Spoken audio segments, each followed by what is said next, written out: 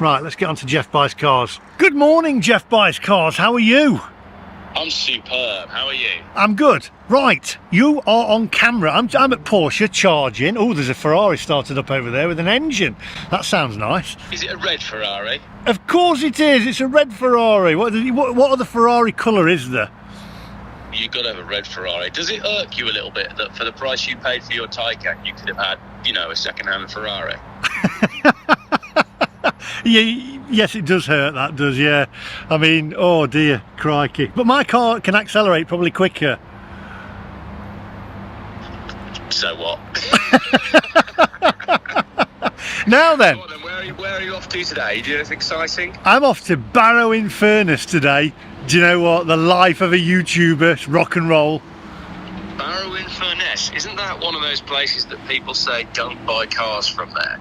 I think it's famous for a Chewits advert. Barrow-in-Furness, chewier than Barrow-in-Furness bus depot.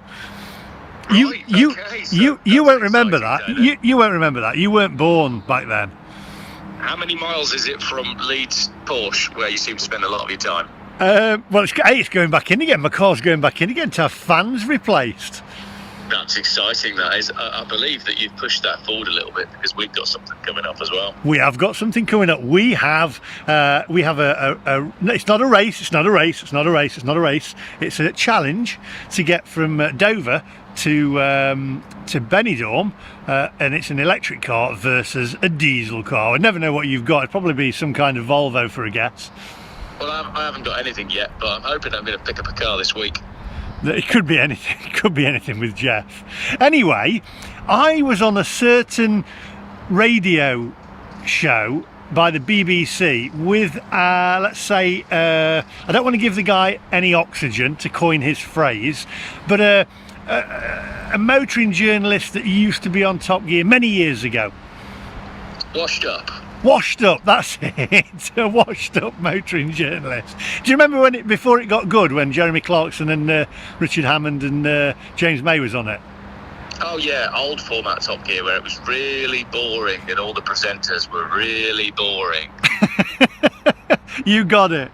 Well, he seems to be waxing lyrical about electric cars, and I can't understand why, from somebody who is a lover of cars. To be honest, I actually, joking aside, used to quite like him, but I've gone off of him now. So. Well, me too. I got his autograph once. I remember being a little bit starstruck. It's a bit disappointing the way he...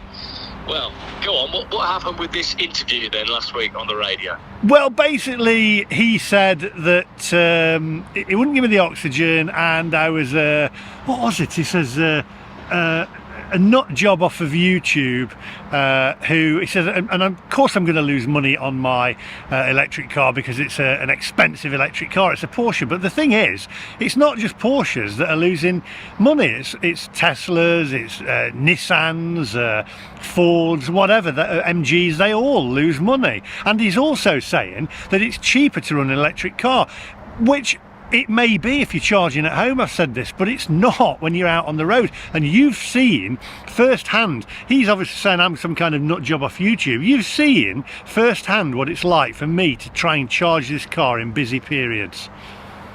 100%. And there is now another YouTuber that also drives a blue Porsche Taycan, and I've got a video going out tonight from a chat with him.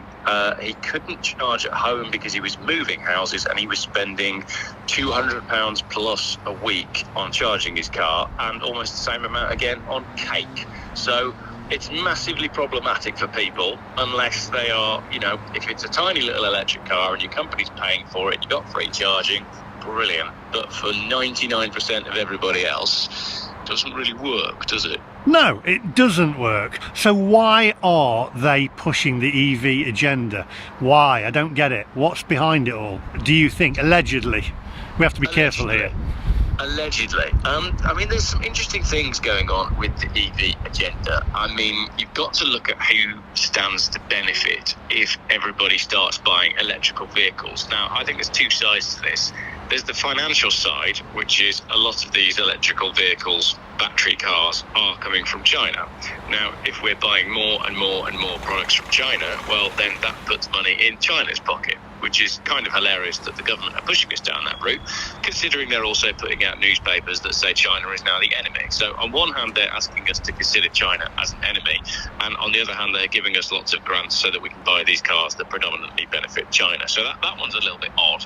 And the other side is, if you do move everybody over to electric cars, you have a lot more control over those people, because every electric car is connected to the grid, and every electric car is always connected to all of the, everything, basically. It's much easier to control the population if they're running around in electric cars that need to be plugged in than it is to control the population if they're running around in diesel cars that you can do, you can pay cash for your petrol, and then you can do 700 miles. So yeah, I think there's a number of different sides of the agenda. But interestingly, the actual environmental benefits of these cars, nobody ever really seems to mention them too much. And I think the reason for that is most of these EVs won't pay back, what it's cost the environment to build them until about 85,000 miles. And a good proportion of these EVs won't ever reach 85,000 miles. Most people buy them, they're on 3-year lease deals, and then replace it after 3 years on far less mileage than that. So there is no net benefit to the environment for moving to an EV. It's crazy. But why is that one person pushing EVs? Why is he pushing EVs? What's behind what benefit? Does he really think that EVs are the future? Surely he can't. Well, this confuses me a little bit, because if you were to dig into what this motoring journalist gets up to, he also writes a lot of columns in classic car magazines about the value of classic cars. But you can't have classic cars gaining value and people getting excited about classic cars. That doesn't work in a world where everybody is moving to electric vehicles that they don't own. Because if we're moving to this new world where there's bike lanes everywhere, and there's low traffic neighborhoods everywhere, and there's low emission zones everywhere, and everyone's in an electric car, then we don't have the youngsters, the kids, entering the car market in the way we did. You don't go and buy a £200 car and enjoy freedom when you reach 17. The day you pass your driving test is the best day of your life, because suddenly you've got the keys to the rest of your life.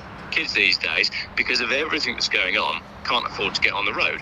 And if we don't have new entrants coming into the classic car market, then what happens is the people that like a certain type of classic car, they just die out. And then nobody wants to buy those classic cars, and the values come down. So a man that makes his money from talking about the values of classic cars is also actively devaluing classic cars by promoting electrical vehicles. I find it quite bizarre. But the other side of that is, if you look at his other partner in crime, which is the gentleman that was once in a popular TV show called Red Dwarf, well, the two of those run another YouTube channel, and they get government grant funding. So part of what you're watching when you're watching that YouTube channel that has two names, one of them is Fully, when you're watching that YouTube channel, I think you're actually watching government propaganda, because they're financed by government grants. And a lot of these pro-electrical movements are. Whereas you and I, if we don't make videos that people enjoy watching, i.e. if people don't enjoy watching our content, then we don't get any money. We don't have, there's not a department of government that is giving us money to make videos. It purely is just from YouTube. Now that's the distinct difference,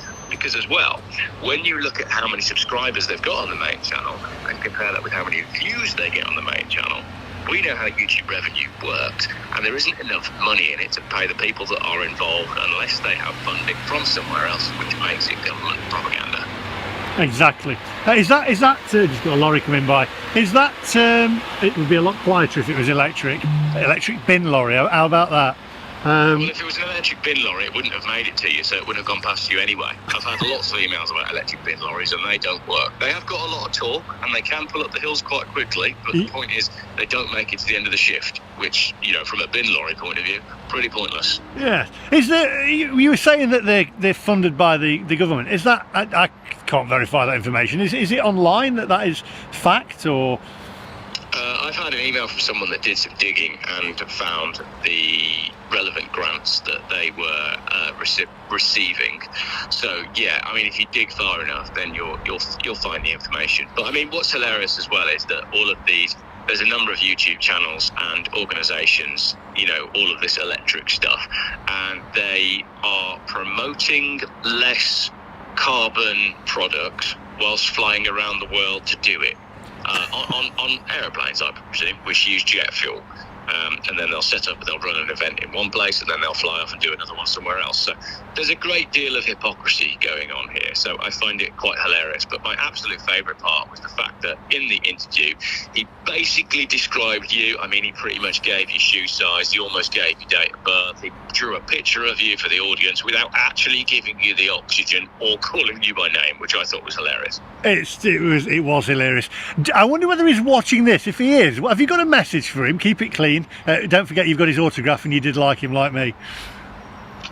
What's going to happen to Jaguar E-Type values when everybody who wants a Jaguar E-Type is dead? Because there are no new people entering the market to buy Jaguar E-Types. So what's going on? There you go.